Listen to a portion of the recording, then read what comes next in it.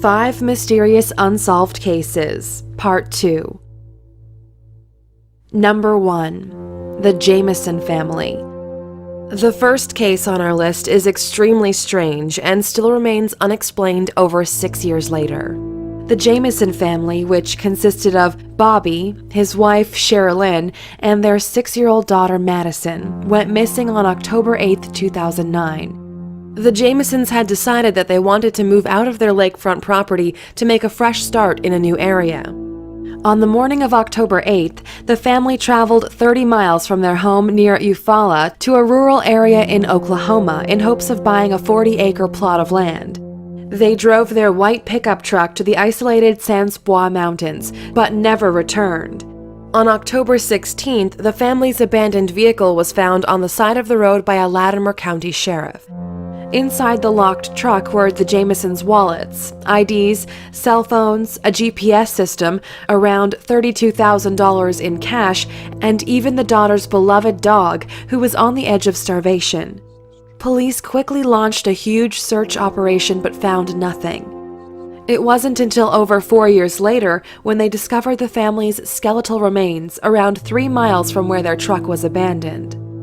An autopsy was performed, but the remains were in such a bad state that the cause of death could not be determined. On the day before their disappearance, security cameras from their home caught the Jamesons as they loaded up their truck. Investigators claimed the pair looked as if they were in a trance-like state, walking from their house to the truck over 20 times without speaking to each other once. The Jamesons were also very thin and emaciated around the time they went missing, which has led to theories that the pair were hooked on crystal meth. However, police found no drugs or drug paraphernalia in the home.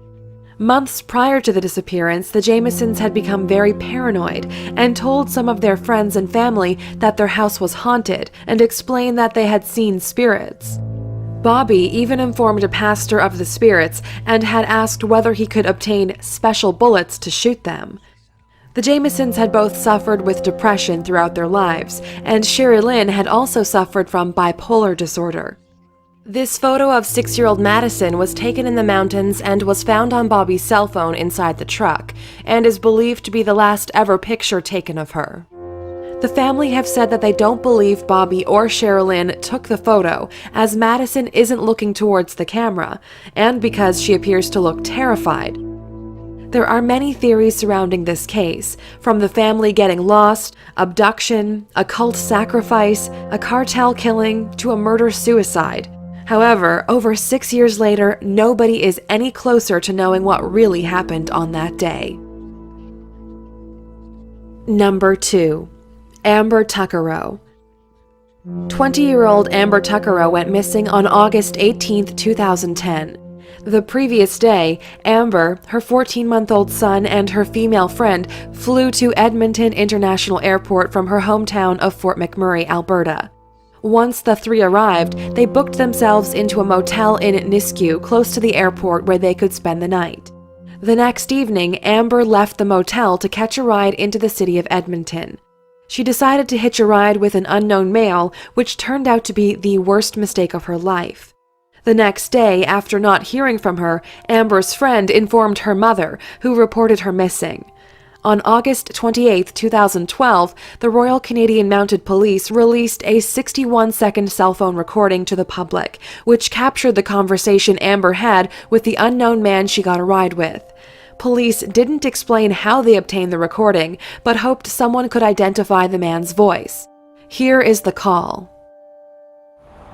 Where are we by? We're just heading south of Beaumont, or north of Beaumont. We're heading north of Beaumont. Yo, where are we going? Just No, this is a... Are you fucking kidding me? not. You better not take me anywhere I don't want to go. I want to go into the city. Jeez. Yo, we're not going into the city, are we? We're going. No, we're not. Yes. Then what are these roads going to? 50th Street. 50th Street. Are you sure? Absolutely. Yo, where are we going? 50th Street. 50th Street? 50th Street. East, right? Just over town. Problem. Tell me.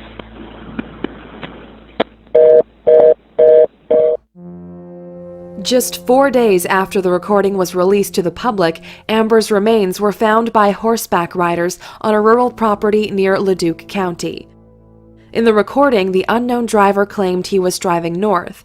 However, RCMP investigators believe that instead of driving north to the city, he drove southeast along the rural roads of Leduc County. Although police released the 61-second recording, the call actually lasted for 17 minutes, which is practically the amount of time it would take to drive from the motel Amber was last seen to the location where her body was discovered. CBC News has learned that the call actually came from Amber's brother, who was locked up in the Edmonton Remand Center, where all outgoing calls are recorded. Police have said due to the recording, they have received hundreds of tips, but still have not identified the unknown driver. Number 3. Madeleine McCann. In late April of 2007, Kate and Jerry McCann went on holiday to Portugal with their 3 young children and a group of their friends. At 10:14 p.m. on Thursday, May 3rd, 3-year-old Madeleine McCann was reported missing. Portuguese police received a call claiming that the 3-year-old British girl had been abducted. Earlier that night at around 7 p.m., the McCanns put their children to bed. They say that all 3 were asleep at around 8:30 p.m. They then left the apartment and met up with 7 of their friends for dinner at a tapas bar, 50 yards across the pool from their apartment. The McCanns say that checks were made on the kids every half an hour to make sure they were safe. At around 9:05 p.m., Jerry McCann made his way to the ground floor apartment in Praia da Luz. He says all of the children were still asleep and Madeleine was in her bed. At 9:30 p.m., one of the McCanns' friends, Dr. Matthew Oldfield, checked on the children. He claims that the McCanns' bedroom door was wide open, but as he heard no noise, he left without looking far enough into the room to see whether Madeleine was in bed. At 10 p.m., Kate McCann checked the apartment. She says that she noticed the children's door was open wider than she remembered it being. When she entered the room, she claims that the window shutter and curtains were wide open and that Madeleine was no longer in her bed. Kate quickly returned to the tapas bar where she began screaming that someone had taken her daughter. At 10:30 p.m., the resort activated its missing child search protocol, where 60 staff and guests, and later police, searched the resort through the night. In the first 24 hours of the investigation, many mistakes were made by police.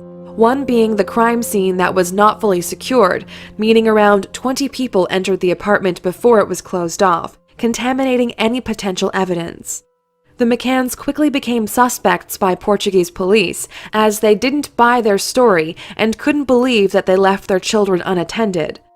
They theorized that there had been a tragic accident, and the parents had hid Madeleine's body and staged the abduction scene. Although they were suspects, Kate and Jerry were allowed to leave Portugal and return to the UK in September of 2007. After a year-long investigation, in July 2008, Portugal's Attorney General closed the case and the McCanns were no longer being treated as suspects. In 2013, a BBC show called Crime Watch showed a full reconstruction of the night in question, and released e-fit pictures of a man that was spotted by Mary and Martin Smith from Ireland, after they told police they saw the mysterious male carrying a child matching Madeleine's description at around 10 p.m., 500 yards from the McCanns' apartment. They said that he was walking towards the beach, did not look like a tourist, and did not seem comfortable carrying the child. The show also released e-fits of a group of people that were spotted near the McCanns' apartment on and around the day of the disappearance. Scotland Yard have theorized that Madeleine may have disturbed a burglary. Unfortunately, there haven't been many other leads, but nearly 9 years later, the McCanns still remain hopeful that Madeleine is alive and will be found. The case still remains open. Number 4. Kaylin Lauder. 30-year-old Kaylin Lauder went missing at around 7 p.m. on September 27, 2014. The circumstances in which she disappeared are very bizarre. In the morning, Lauder had called 911 claiming that someone had broken into her condo in Murray, Utah, and believed the intruder was still in the house. She went on to say that she didn't see anyone, but she heard them talking. During the call, Lauder yelled several times for the intruder to leave. Police investigated the report but found no evidence to suggest a break-in had occurred. Later that same day, Lauder was caught on surveillance camera walking barefoot in the rain outside her condo with her dog. Police believe she appears to be having an animated conversation.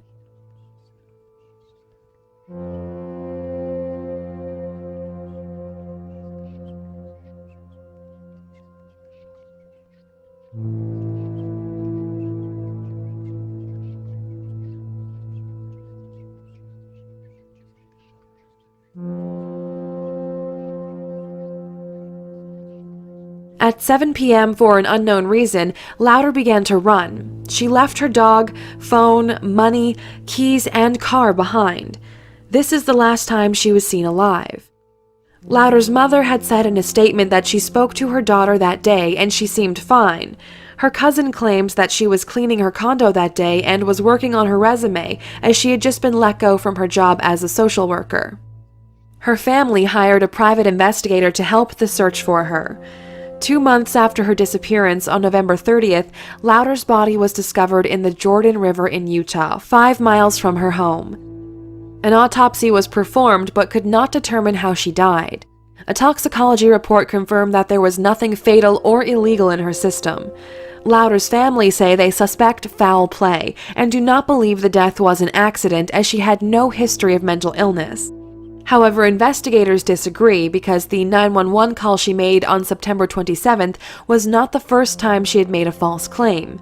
The previous day, she had reported a fight at a wedding that didn't happen, which has led them to believe she was showing delusional behavior. No one truly knows what happened to Kaylin Lauder after she left the condo that day. Her family are still searching for answers. Number 5. The disappearance of Timothy J. Pitson. On the morning of May 11, 2011, Amy Joan Marie Fry Pitson traveled to the Greenman Elementary School and removed her only child from class and checked him out of the school. From there, Amy and her 6-year-old son, Timothy J. Pitson, began their unexpected 3-day road trip. Their first stop was the Brookfield Zoo in Illinois. After that, they traveled to the Key Lime Cove Resort where they spent the night. Timothy's father, James Pitson, reported his wife and son as missing once he went to collect his boy from school and found out his wife had already taken him out, which he found strange. The next day, Amy and Timothy traveled to the Kalahari Water Park Resort in Wisconsin Dells. Surveillance from the water park the next morning shows them both waiting in line to check out. Shortly after, at around 1:30 p.m., Amy called several of her family members and friends and explained that her and Timothy were fine. At 7:25 p.m., Amy went to a family dollar store in Winnebago, Illinois, where she purchased stationery. She then traveled to the nearby Sullivan's Foods, where she was spotted once again on a security camera. This time, however, there was no sign of Timothy. Her final journey was at around 11:15 p.m., where she checked into the Rockford Inn in Rockford, Illinois. The next day, at around 12:30 p.m., she was found dead by the inn's employees. She had taken her own life by ingesting an overdose of antihistamines and had slit her wrists. Amy left a suicide note and had sent 2 letters to her loved ones in the mail, which claimed that Timothy was safe and was taken somewhere where he will be well cared for. She also wrote that no one will ever find him, and that she can't take the risk of Jim hurting Tim because of her choices. Timothy's Spider-Man backpack, toys, and clothing were missing, as well as the clothes Amy was wearing when she checked out of the Kalahari Resort. Amy's mother has said that she did suffer with depression, but she was not a crazy person and never acted bizarrely. Timothy still remains missing as of February 2016.